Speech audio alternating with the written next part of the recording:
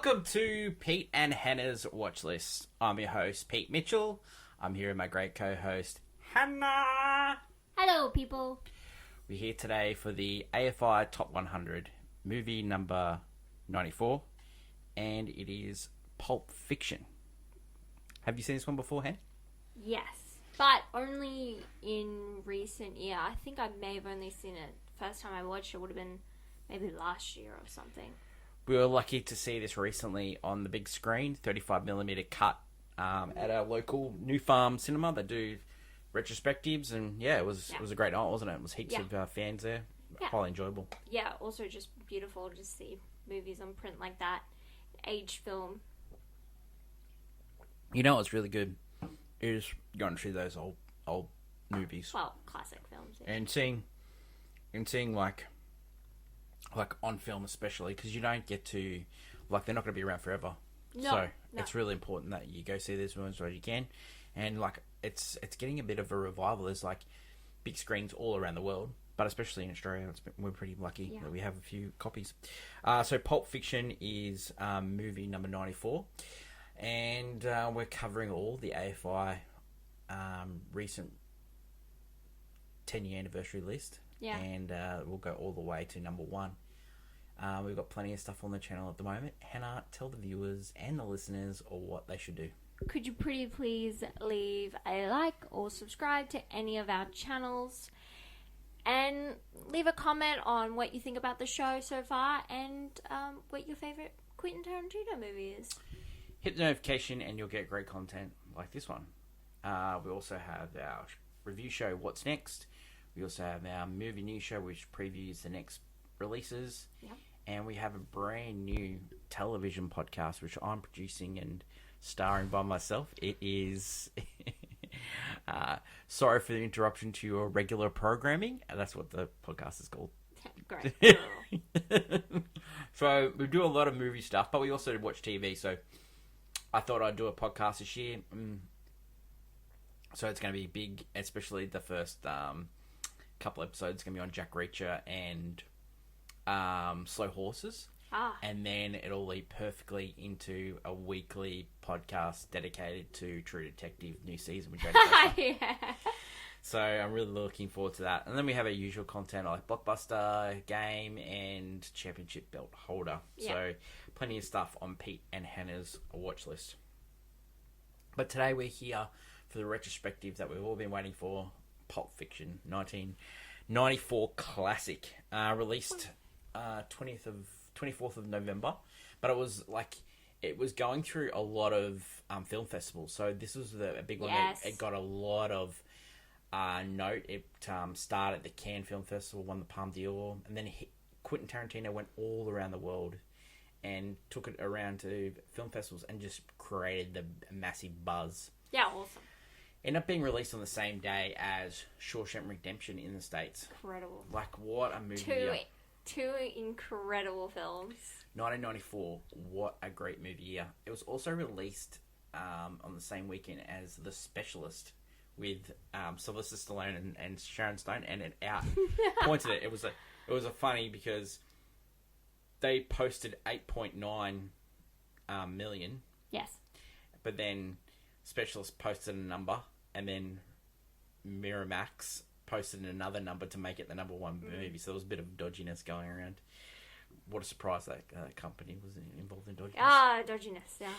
Yeah. So the elevator pitch for Pulp Fiction is a group of stories set in LA through the sort of the underbelly of crime. Yeah, a little bit of that. Yeah.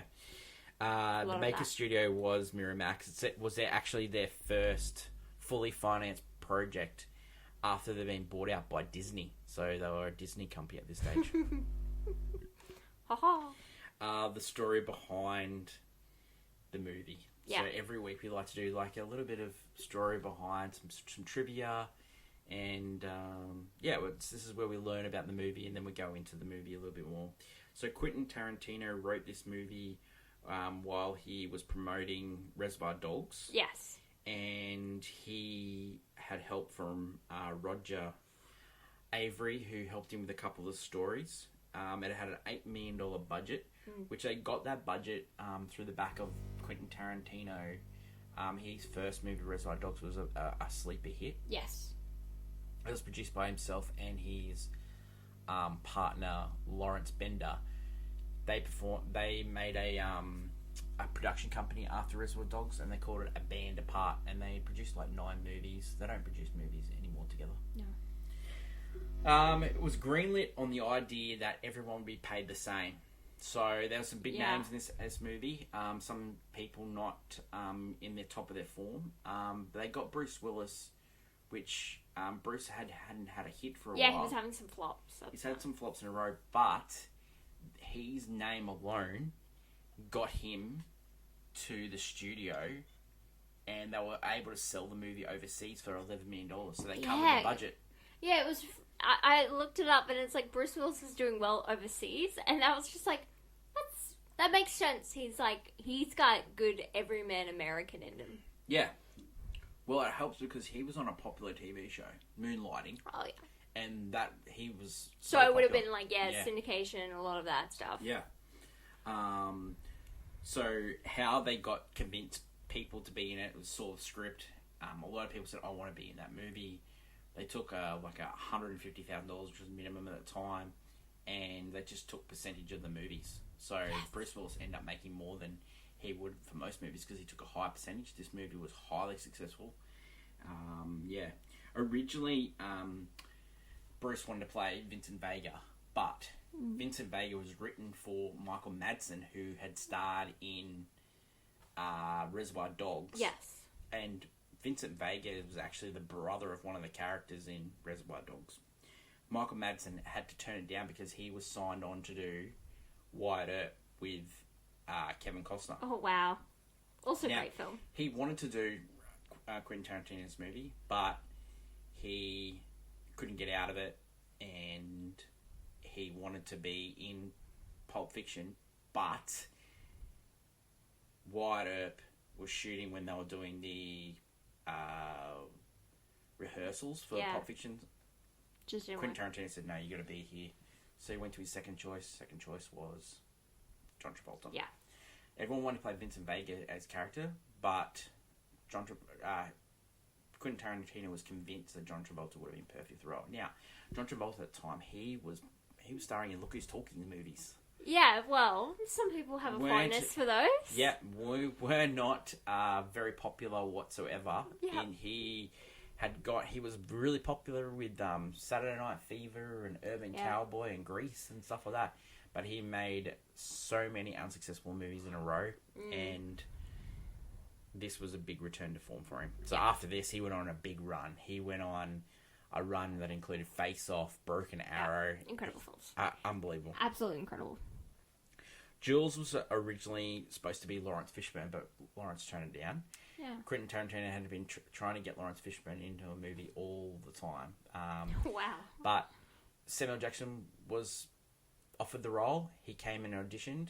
He thought he had got the role, but then he turned in a terrible audition. Someone else auditioned for the part, was going to get it, and then Samuel L. Jackson flew himself to LA, auditioned properly, and then got given the role. Yeah. Okay. Both Quentin Tarantino, John Travolta and Samuel L. Jackson were nominated for Oscars for these performances. Unbelievable. Yeah.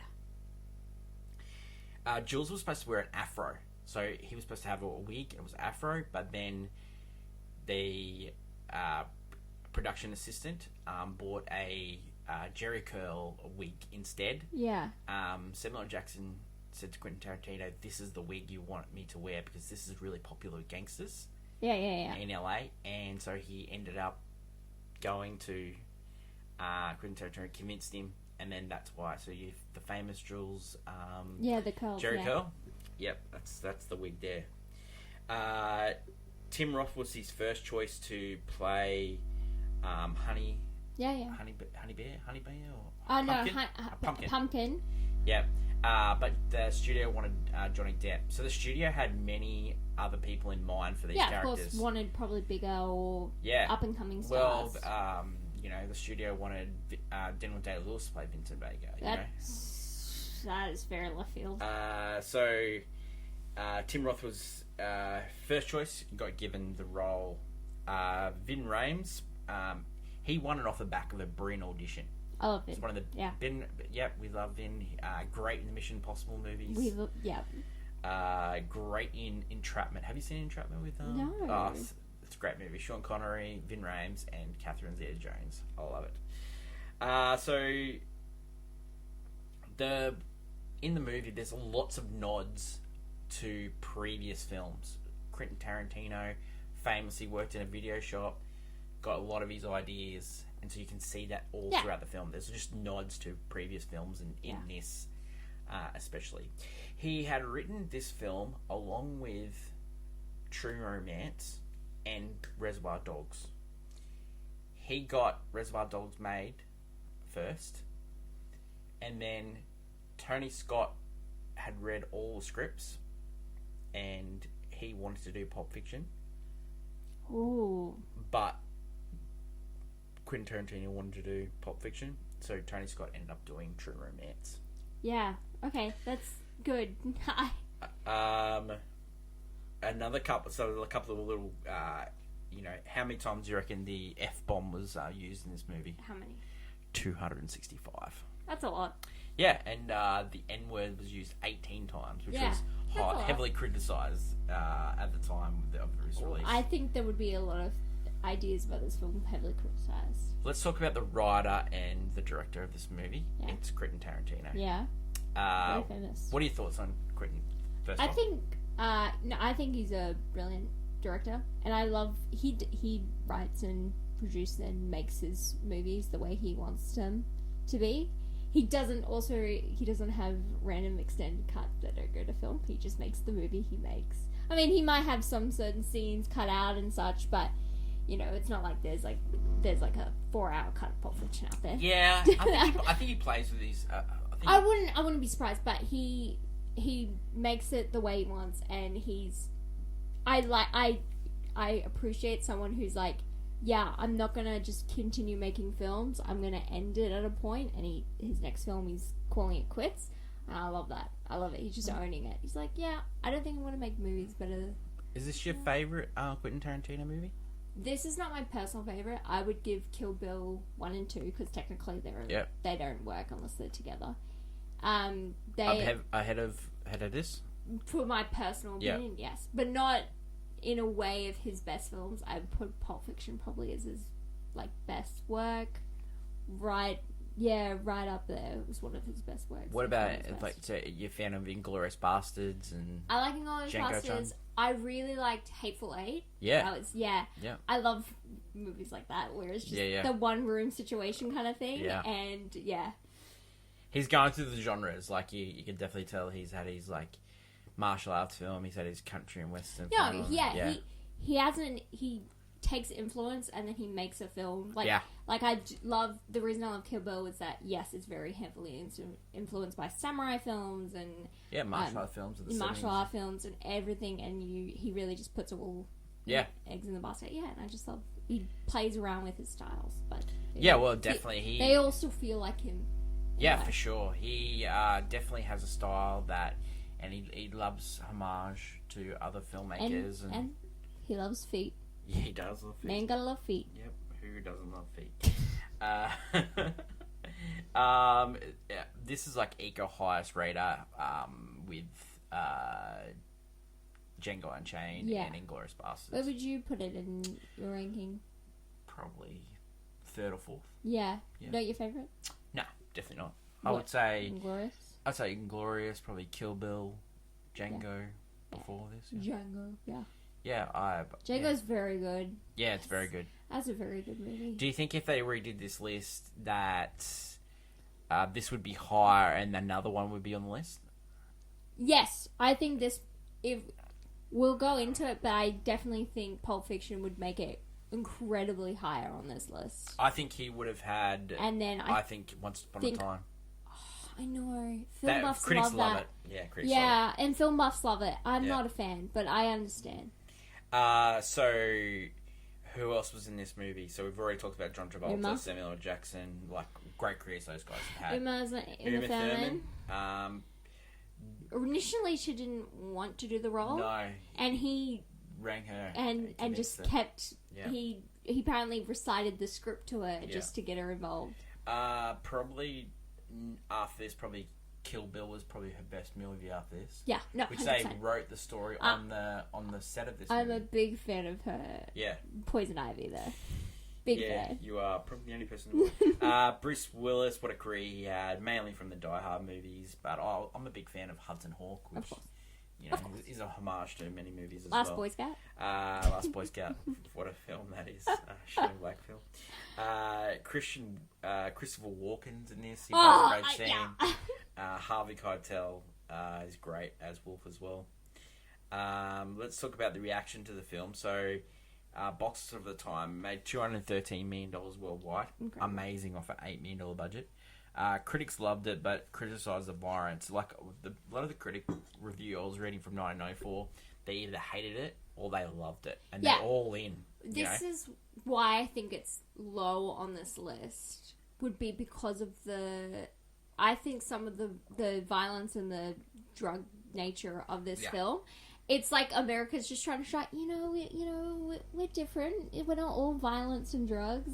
And then this film's whole shtick is violence and drugs. Yeah, but another thing is that they were against the pop culture references. Yeah, which is so weird. There's a lot of pop culture references. Yeah, but I sort of they meld really well with the film and are sort of timeless. Yeah.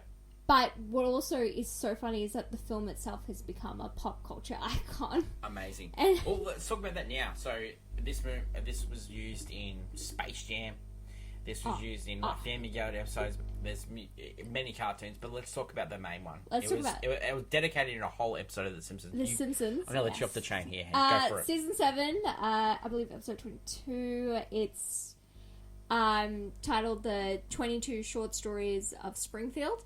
And it has a whole section where it's basically Chief Wiggum having the Royale cheese discussion and him and Snake getting in a bit of a predicament. It's so funny. You have and then it has the iconic, steam ham lines from Skinner in this episode. It's incredible. I also want to say there's how much this is this film has gone permeated into culture. Yeah. Is that a K-pop group I really like called Twice. They have a music video called What Is Love, and they show different movies. Mm-hmm. And one of them is Pulp Fiction. They do the Pulp Fiction the dance scene. Yeah. And it's in a K-pop video from 2018. Wow. That movie's in that. Yeah. Alongside movies like Ghost and Princess Diaries. He would absolutely love that Tarantino. He would love that. It's one of those random notes. It's great. So reaction to the film recently. So Rotten Tomatoes is 92%. So not the highest that we've had so far. Letterboxd 4.3, which is really high. IMDb is 8.9.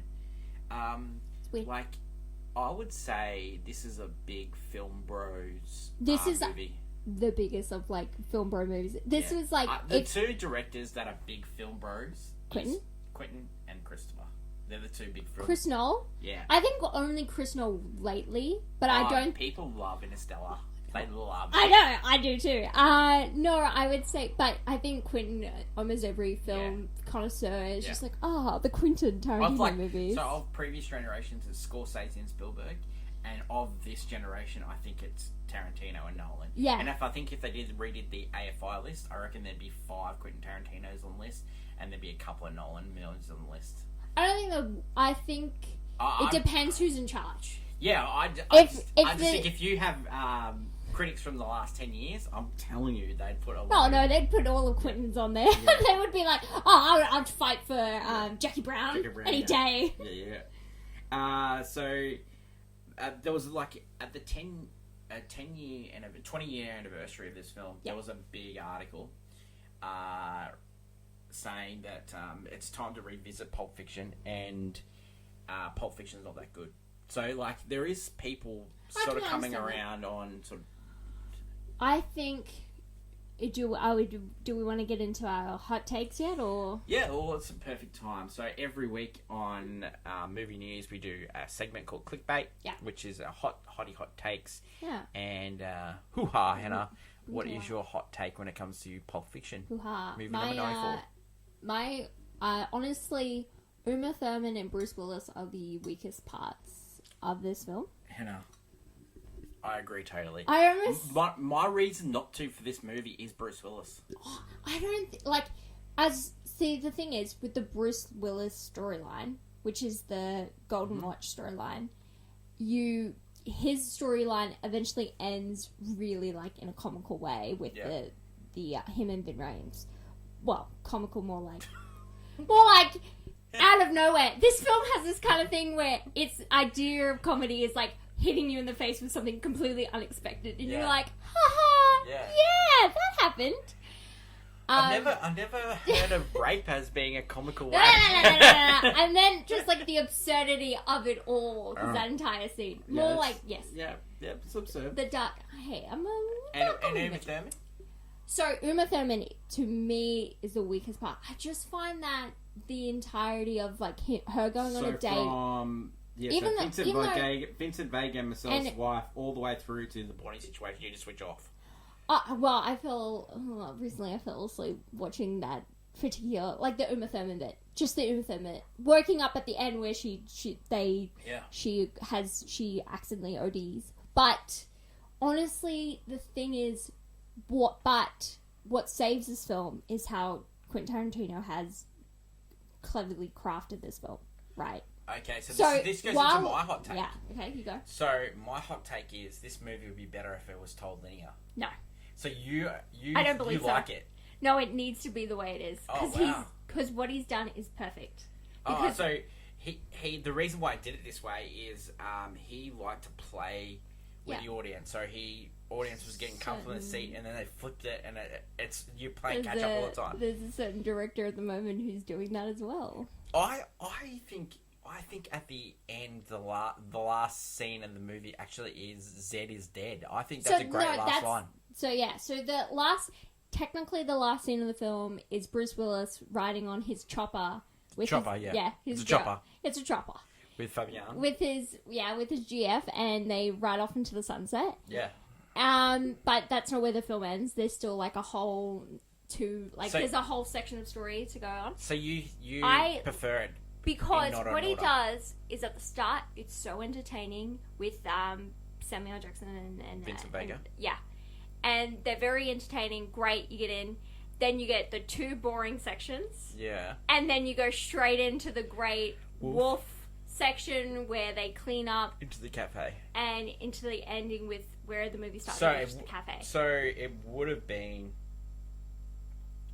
how the movie would have started would have been the Gold Watch. That's how the movie would have started. Yeah, the Gold Watch. So from Bruce Willis's story, but you would have cut Bruce Willis's story in chunks. Yeah. And that would have been the main story we followed, but because technically we follow Vincent Vega and Jules, we get different notes. Okay, so let's go into it. So it's broken into 7 chapters. So the prologue in the diner is the first chapter. Prelude to Vincent Vega and Marcellus's wife is the next chapter. Yep. Then you got Vincent Vega and Marcellus's wife is chapter 3. Yep. Chapter 4 is the prelude to the Gold Watch, which is the flashback. Amazing, Christopher Walken. Then you got chapter 5 is the Gold Watch, which includes the Hannah comical scene in the just like then you got the Bonnie situation, which is Wolf, and then you got the epilogue, which is Diner. So that's the 7 chapters. So if you look at the prologue, that is when Tim Roth and Amanda Plummer are chatting, and then that goes into the robbery, which flicks into the end of the film.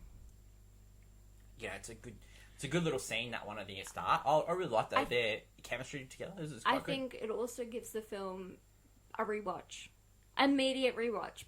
So it's got rewatch quality. So a lot of films don't, especially movies with big twists, they do not have a rewatch quality because you've I don't even know what's going to happen here. But this film...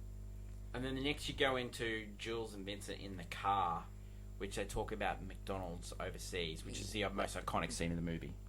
Oh, yeah, one of the most memorable, quotes and stuff, yeah. Then you go into the apartment where Jules has the... They beat up and burger. interrogate. Yeah, the Frank Wally. then you get the famous Ezekiel quote. Yeah, I am a righteous man. Yeah. Then next is we go forward and it goes into the bar with Butch. Yeah, and they're wearing different clothes. Yeah. So that's the first time you're starting to see something's happened here. There's an abrupt cut when he's about to shoot Frank Wally. Because you think nothing's, the diner scene, going into Vincent first time, you're like, nothing's wrong here, and then all of a sudden they're wearing different clothes, and you're like, what's happening here? Playing catch up here. Yeah, and I think it's... tell you what I like about this scene, they come into the thing, and in the background they're playing Al Green. Yeah. Let's stay together. Yeah, it's so good. I will say, the first time I watched this, I didn't like the cuts. I thought I was like, why is it cutting? Why are we... No, I want to go... And that's the thing. I wanted to go back to Vincent. I wanted to go back to... And Jules and Vincent. And then on rewatch, I'm like, oh, that's the whole point. I want to go back to them. Yeah. So I sit through all the boring stuff and go back. Then Vincent buys drugs from Eric Stoltz. So Eric Stoltz famously, in the Flash movie this year, tattooed on someone's leg. Yes. No, there's even there's supposed to be like a subtle reference as well to Back to the Future, which he was supposed to be in. Yeah, in this movie as well. Rosanna Arquette, he plays his wife. Then you got the Vincent and Mia scenes, like great music in this, like "Son of a Preacher Man." I mean, it's a very iconic moment. "Girl, You'll Be a Woman." Very iconic. Steve Buscemi as Buddy Holly. Yeah. That milkshake looks great. There's an interesting salad in this with a piece of watermelon, a part of the salad. Why? A huge cut of Spanish onion. It's a salad, and there's just a chunk of... There's like a whole slice of watermelon. The needle in the chest is most iconic in this stretch. Like, that sound of the needle going in the chest. Like, even in recently when we watched it in the cinema, people were like, gasp when that happened. Like, just the sound is just amazing. And then the cut then, after those two, she says her joke, and then it goes straight into Christopher Walken Gold Watch scene. Oh, one of my favorite. Captain Coon's speech. My ass. My ass. Boy. And then we get into Bruce Willis screwing over Marcellus. Then we go into like the taxi, which is a really weird scene. How he shot that, like it's like the fakeness around. I don't know. Sort of like Sin City. They're trying to make a Sin City sort of thing. Bruce Willis was in Sin City. Yeah. No, I think I guess from other films have done the taxi scene. Yeah. He probably take homage from that. Yeah. Which this whole film pays homage to the cinema. That's his whole shtick of it. And then Bruce goes into a scene with Fabienne, which is she's the most hated character probably in cinema history. Yeah. And then like he's paying fun at her for being a retard. Like it just... Well, yeah, and then she has this whole tangent about wanting a potbelly. Yeah. I don't know. It's just a whole weird scene. And then he arcs up because he lost the watch. You know, if the watch is so important to you, and we just seen the story about the watch, why aren't you carrying that watch everywhere with you? Well, no, you can't because he's about to go boxing and you can't. Yeah, but you put it in his bag. Like carry it with you all the time. If that's important to you. No, he keeps it on the Joey. Oh, that's the whole Captain Kangaroo. That song, great song. Yeah. And then he meets up with famously, there's a scene where he goes back for the watch. Vincent Vega's there, and Vincent Vega's in the toilet reading. What's he reading? He's reading a comic strip from the UK, which is Modesty Blasé. It's a UK comic. Mm-hmm. Like, why are you going to the toilet without a gun? Well, you just thought there was nothing going to happen. And then, like, you hear a noise. Like, someone comes home, he's making himself The interesting Pop-Tarts. about this film is that every time he goes to the toilet, something happens. Yeah. Great. Then he runs into Marcellus Wallace, who's walking across the street with donuts. Like, weird. Yeah, classic scene. Weird. It's when that scene is so then they get into a fight, and then they end up getting tied up downstairs. There's a guy looking after him. He breaks free. In a weird, like. Then he goes upstairs, and then deviant. And then he goes back. Do you go back? Okay, so this you know why that makes sense? Because Christopher Walken's speech kind of goes through his head. The idea of the way two men bond over like something that happens to them. Because Christopher Walken goes, him and Bruce Willis's father, they bonded with their time there. Like, you would not put a watch. If a man had done it for 5 years, put a watch in his butt, you don't put your one in. Yeah, because the war brought them that way. Yeah, but so you're that moment. They were enemies. Him and Marcellus were yeah, enemies. But that if it was him, he'd want the same thing to come back. So he True, goes, true. and he wants some revenge, and then debt clear, friends, buddies, pals. Yep, I don't go back and save. I joke. So then we go back into where Vincent and Jules have a crisis. Jules has a crisis after they get shot at. This is when this is the moment where you're like, we've gone straight back in time. Yeah, it's awesome. This is awesome. And then then they shoot poor Phil Lamar. Marvin in the face. Yeah, Phil Lamar's character. Love him. It originally wasn't supposed to be in the face. It was supposed to be in the throat. Yeah, it was supposed to be a very sinister scene. But it's a lot funnier. Yeah, John Travolta said this. Phil Lamar had to come because they thought he suggested it, and he was like, "No, it was Travolta." Yeah, it's very funny. It's very funny. And like, and the way they like pick up between themselves, amazing. This is when they go to Quentin Tarantino's house, Jimmy. Yep. And what do you think of Tarantino's acting in this? It's fine.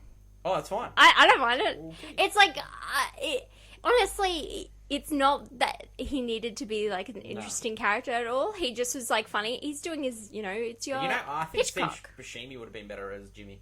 The reason he wanted him to play a more significant role. Yeah. But due to scheduling stuff, all he could get him to do one thing. So then they ring the famous wolf. So Winston. Yes. He's playing poker in full monkey suit, full tuxedo. Yeah, full tux. They're playing at 8:15 in the morning. Yes. What life does Winston Wolf I believe it's an all-nighter event. They've been going all night. Yeah. And early to the morning, and you know what? I respect. He's not even like loosening the tie. He's like full tie. Yeah, no. Yeah. He's a businessman. I respect it.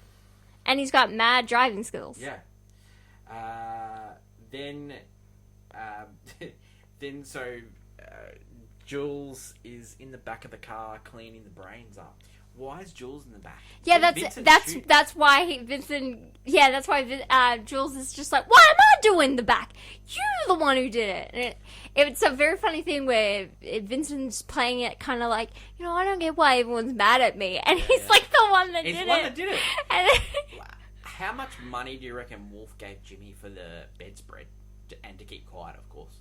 Oh. Are we talking like 1995? We're talking like $1,000. Yeah, I was saying it's off grand. Yeah. I reckon he's more. I reckon he's. But then he was talking about refurnishing the entire bed with oak. I reckon he's giving. Oak's nice. I reckon he's giving him a couple of grand.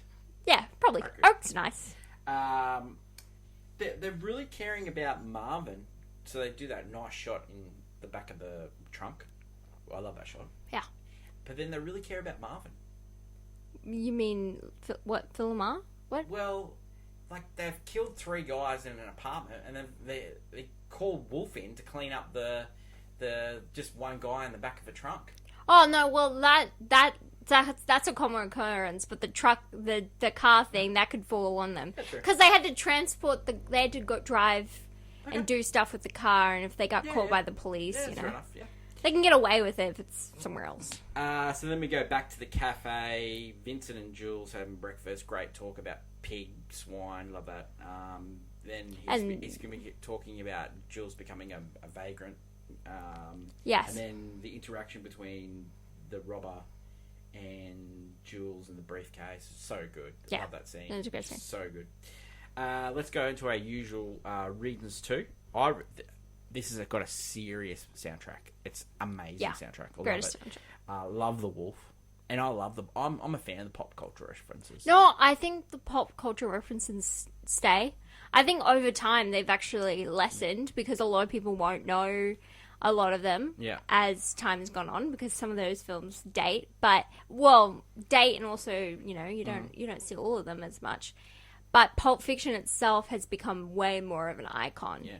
Than a film that similar. There's like tons of films, especially nowadays, where pop culture references like they put a lot in. That date immediately. Anything that involves the internet dates immediately. There's a film called Wreck-It Ralph Breaks the Internet, and that dated as immediately as it started. And yeah. Reasons not to see this movie. Bruce Willis doesn't work in the movie for me. It just doesn't work. Oh yeah, no, but yeah. Doesn't work. Okay. Like. I would say reasons if you don't love... I don't think... If you don't love dark... There's a lot of dark humor and violence and... Swearing. Yeah, if you're not into, like, just... just... If you've seen other Tarantino works, yes, it won't work for you. But I think if you've never seen it... If you've never seen it, which is... I think you should give it a shot at least once. Once in your lifetime. I reckon, like, really, all these movies that are on this list, I reckon give them all a shot. Yeah, okay, give them a shot. Okay. Some of them. It definitely deserves to be on the list. I think it needs to be higher. I still think it needs to be below Do the Right Thing. I think Do the Right Thing is a better film than this. Okay, 100%. I think, why is it in the... Yeah, it should be in the top 50 at least, top 30. Yeah. I don't understand. I agree with Do the Right Thing, because why these films are on here is the film is good, the film is good, but also the milestone it has on and impact it has on cinema and especially American culture. The most recent film on this list is like Lord of the Rings. But there's no way that these films should Lord be of the Rings below Lord of the Rings. No. Oh no, but it shouldn't be below Lord of the Rings. But Lord of the Rings, I understand being on this list for another reason. So we own this movie on Blu-ray. Yep. Definitely get it. Yeah, no, you should definitely have this in your collection. It's currently streaming in Australia on Stan. It's on Fox. You can rent it on Apple and Prime as well. But yeah, would you watch this movie again? 100%. Yes, I agree. And rating for this one, what are you going to give it? That's so hard because... Technically, it's like a bit of both with its banger / all-time classic. Because I think it's definitely bordering on an all-time classic. Yeah, it's a banger for sure. Yeah. But the reason it's just because it's not my personal favorite. That's why I wouldn't put it all-time. But the film itself deserves attention, deserves love, and it's definitely a classic for a lot of people. Let's give it a banger. It's a banger. So next week is number 93, and it's French Connection, starring Gene Hackman, one of our Gene Hackman favorite. I love Gene Hackman. So leave feedback on this episode, good or bad, and we'll read the best ones out on the show. Last week feedback was we agree. Last Picture Show, not great. Yep, fine. That is it for today's show. Don't forget we have What's Next coming out tomorrow. Then we'll have movie news, and then next week we'll start the week off with... We interrupt this regular programming, so that's my TV show podcast, so that should be some fun stuff. So that will come out on Mondays, and then Tuesdays will be the AFI podcast, Wednesdays What's Next Movie Review, Thursdays is movie news, so I'm going to more podcasts. Awesome. How good. That's my great co-host Hannah. Thanks for everyone for listening on wherever you get your podcast, and thanks to everyone for watching on YouTube. Until next week when we watch French Connection, which is currently available to rent and buy on Apple. Does it have anything to do with the French? It does. Okay, cool. There's a French drug dealer, and he's chasing him down, so that's why it's called the French Connection. Oh, that's the connection to France. You got it. I've solved the film already. Until then, it's bye for now.